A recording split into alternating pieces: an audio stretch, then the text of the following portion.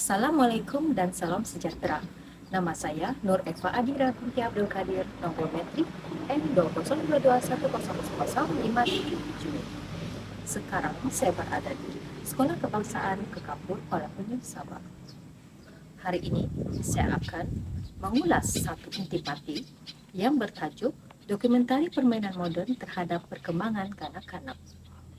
Seperti yang kita tahu, main merupakan suatu fitrah bagi kanak-kanak.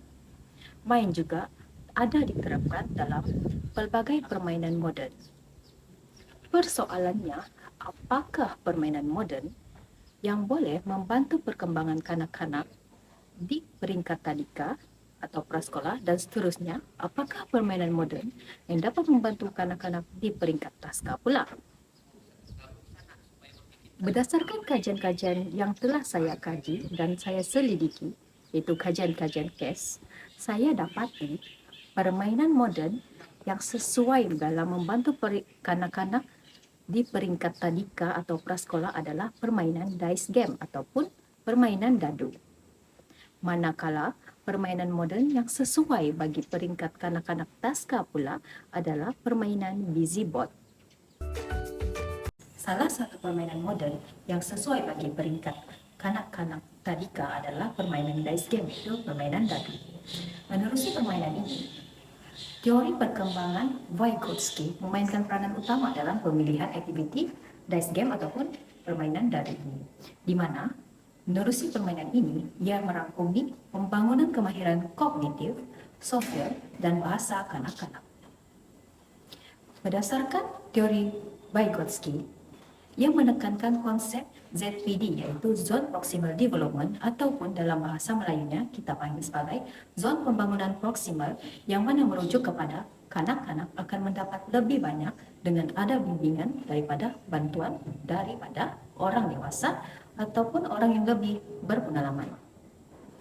Seterusnya, teori Vygotsky juga menekankan perkembangan bahasa dalam pembangunan kemahiran kognitif, di mana menerusi permainan dadu, kanak-kanak akan menggunakan bahasa sebagai ejen untuk berkomunikasi antara satu sama lain. Di samping itu, Vygotsky juga menekankan keperluan interaksi sosial dalam pembelajaran, di mana menerusi permainan dadu ataupun permainan dice game ini, adanya interaksi sosial yang berlaku, komunikasi dan kerjasama antara kanak-kanak melalui pembelajaran dice game ataupun permainan dadu. Hal ini menunjukkan bahwa teori Vygotsky ini memberikan asas bagaimana untuk memahami permainan dadu yang mana menjadi konteks penting dalam pengajaran dan pembelajaran kanak-kanak di tadika maupun di prasekolah. Seterusnya adalah cara penggunaan permainan dadu ataupun dice game ini. Cara penggunaannya yang pertama adalah kanak-kanak hendaklah mencabut undi dahulu untuk menentukan siapa dahulu yang akan menggunakan permainan ini. Dan kedua, kanak-kanak akan memegang dadu, melempar dadu, dan seterusnya melihat kepada dadu ataupun mengira jumlah mata pada dadu yang diperolehi. Sekiranya sebagai contoh, orang mendapat mata dadu 3, kanak-kanak akan melompat ke tikar permainan sebanyak 3 kali. Bagi permainan dadu yang ada menyelipkan konsep-konsep pendidikan seperti bahasa Melayu, matematik, dan sains, sebagai contoh, dalam tingkat permainan tersebut terdapat beberapa soalan ataupun arahan dalam tingkat permainan di kotak-kotak. Sebagai contoh, terdapat soalan dan arahan pada nombor-nombor di kotak permainan, di tikar permainan, di mana apabila kanak-kanak melempar dadu mendapat nomor 3 dan berhenti di kotak nomor 3 dan terdapat soalan di situ ataupun arahan di situ, mereka hendaklah menyelesaikan soalan tersebut dahulu sebelum beralih ke kotak permainan seterusnya. Permainan ini akan diulang mengikut giliran oleh peserta-peserta lain sehinggalah permainan ini tamat. Permainan dice game atau dadu ini didapati memberikan manfaat kepada perkembangan dan pembelajaran kanak-kanak di peringkat tadika atau prasekolah. Permainan moden ini juga didapati membantu dalam perkembangan kanak-kanak di pusat pelajaran, bahkan juga di rumah. Di pusat pembelajaran, permainan dadu membantu dalam pembelajaran kolaboratif di mana kanak-kanak akan bekerja sama antara satu sama lain. Yang kedua, membantu dalam pembangunan keterampilan sosial di mana mereka belajar berkomunikasi dengan baik. Ketiga, pengenalan konsep pendidikan di mana permainan dadu ini memperkukuhkan konsep-konsep pendidikan jika dimasukkan ke dalam, diselipkan dengan bahasa Melayu, sains, matematik, dan seumpamanya.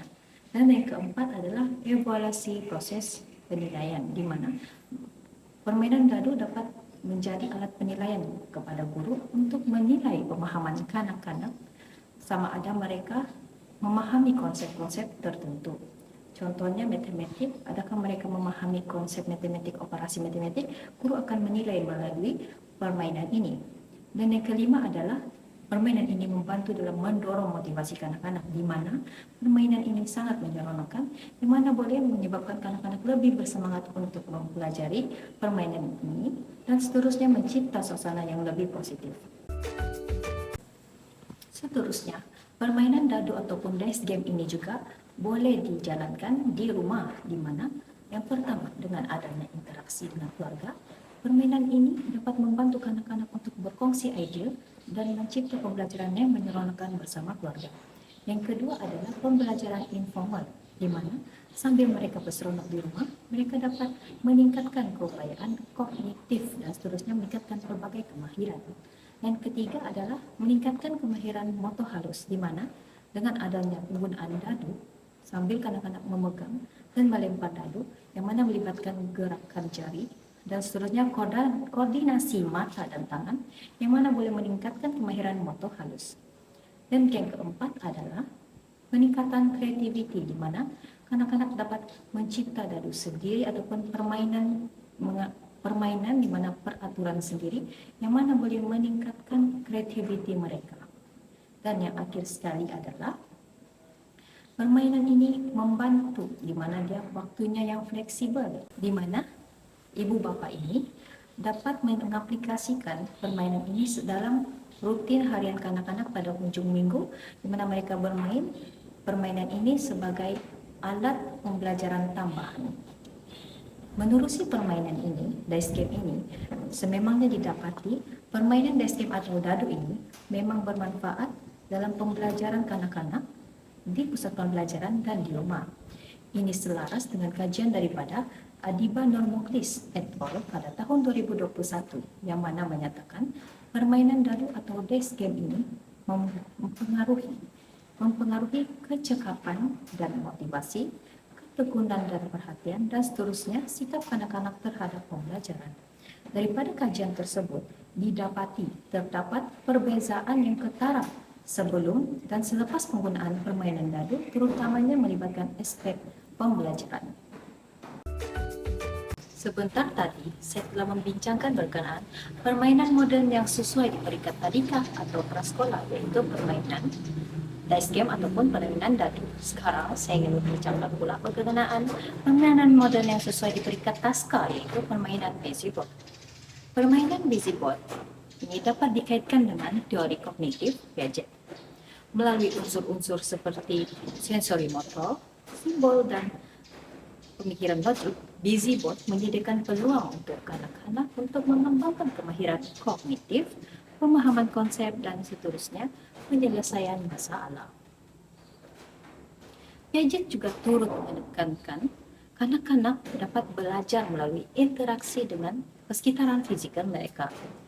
Permainan busy board sebagai papan interaktif yang mempunyai elemen atau unsur-unsur seperti pintu, tombol, kunci, dan puzzle mampu merangsang kognitif dan seterusnya kreativiti dan motor halus kanak-kanak. Pengalaman secara langsung dan praktikal ini dapat melalui permainan ini didapati dapat memperkukuhkan kanak-kanak kemahiran motor halus mereka dan seterusnya kreativiti mereka.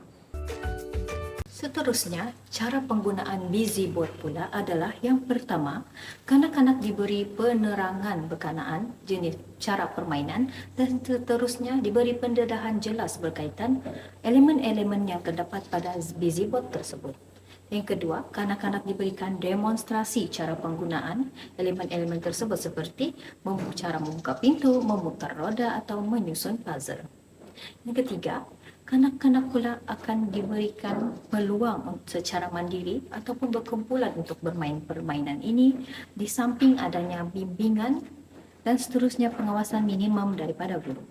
Adanya aktiviti dan tugasan-tugasan tertentu yang berkaitan unsur-unsur elemen dapat merangsang pemikiran kanak-kanak yang kreatif dan seterusnya penyelesaian masalah.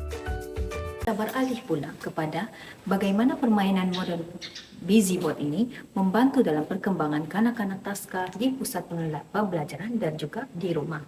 Di pusat pembelajaran, permainan Busyboard membantu dalam kemahiran motor halus di mana melibatkan gerakan jari ataupun koordinasi mata dan tangan dalam memegang, menyentuh dan menggenggam objek pada elemen-elemen pada Busyboard. Dan kedua pula adalah melibatkan kemahiran pra-matematik di mana unsur-unsur elemen yang berbentuk menyusun puzzle dan bentuk geometri akan meningkatkan kemahiran konsep-konsep matematik seperti saiz dan bentuk di mana melibatkan kemahiran pemikiran logik.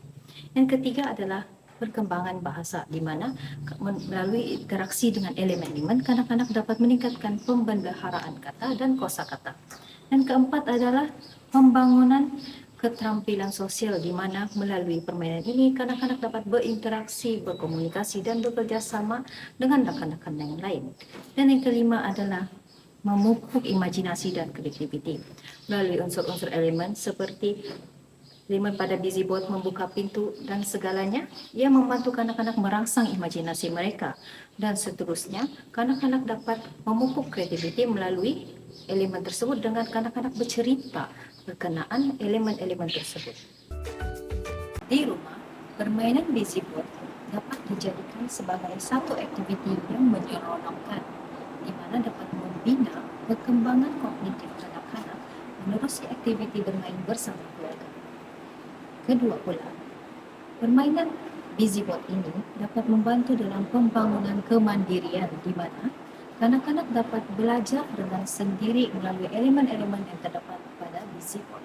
Dan mereka dapat meneroka, menjelajah elemen-elemen tersebut dengan sendiri. Ketiga pula, permainan Busyboard ini berbentuk pembelajaran informal di mana kanak-kanak dapat bermain secara santai dan bebas. Dan yang keempat pula, permainan ini membantu dalam kemahiran penyelesaian masalah di mana unsur-unsur elemen yang melibatkan pemahaman dan tindakan membantu memupuk pemikiran kreatif di samping membantu kemahiran penyelesaian masalah. Yang kelima pula, permainan Busyboard ini merupakan aktiviti berkualiti tanpa elektronik di mana kanak-kanak tidak bergantung kepada peranti elektronik dan mereka melakukan permainan Busyboard secara fizikal, baik di mana mereka berinteraksi secara langsung dengan objek-objek fizikal yang terdapat pada elemen tersebut. Hal ini dapatlah kita simpulkan bahawa permainan Busyboard ini sangatlah membantu dalam perkembangan kanak-kanak di taska, bukan sahaja di pusat pembelajaran, malah di rumah juga. Hal ini selari dengan kajian daripada Hidayah Kazira, Hisham et al. Pada tahun 2021 yang menyatakan bahawa penggunaan Busyboard sangat berguna dalam sistem pembelajaran dan sangat penting sebagai satu alat pedagogi dalam proses pengajaran dan pembelajaran di taska. Hal ini kerana permainan ini melibatkan permainan dan pengalaman secara langsung dengan objek-objek persekitaran yang dekat dengan mereka. Kesimpulannya, dapatlah kita lihat bahawa permainan moden sangat sesuai dalam membantu perkembangan kanak-kanak di peringkat tadika atau prasekolah maupun di peringkat taska. Jadi dapatlah kita simpulkan bahawa salah satu aktiviti yang sesuai di peringkat tadika permainan moden adalah permainan gaduh ataupun dice game, dan seterusnya permainan yang sesuai pada peringkat taska itu adalah permainan Busyboard. Itu sahaja daripada saya. Sekian, terima kasih.